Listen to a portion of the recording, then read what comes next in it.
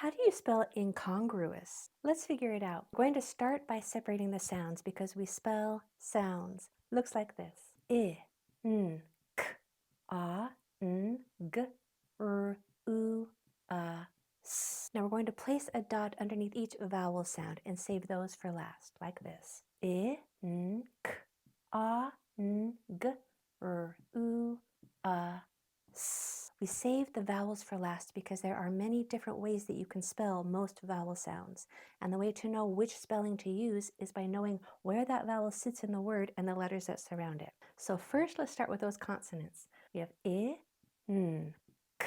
For the k sound, you could use a C or you could use a K, right? Here's how to know what to use. You're always going to use a C unless the very next letter is an E, I, or Y. That's when K comes into play. Sometimes it can be a CK, but that only comes right after a short vowel. So for the K sound, you're going to use C almost always. So we have I, n, k, a, n, g, r, u, a, s. Now we can approach those vowels. For the I sound, we're going to start with an I. I is the only letter that will spell I. And we also know that vowels will make their short sound if the next two letters are consonants, or if one of the next two letters is not another vowel. So this I says I here just fine. For the ah sound, there are several ways to spell the ah sound. You can use an O, you can use an A, an AU, an AW. So how do you know which way to spell it? Here's how you know. You're going to start with a single vowel first and see if that works. The single vowel that says ah most of the time is a short O. Vowels can say their short sound if the next two letters are consonants,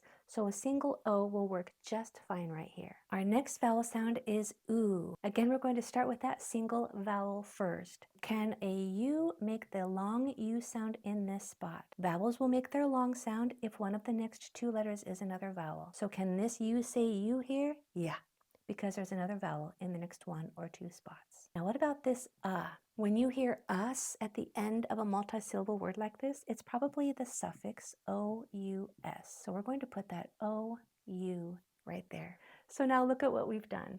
We have I, n, k, a, n, g, r, u, a, s. Incongruous. Incongruous. Now, if you can define that word for us, would you put it in the comments? And if you want to continue improving your literacy skills, let me know in the comments or send me a DM.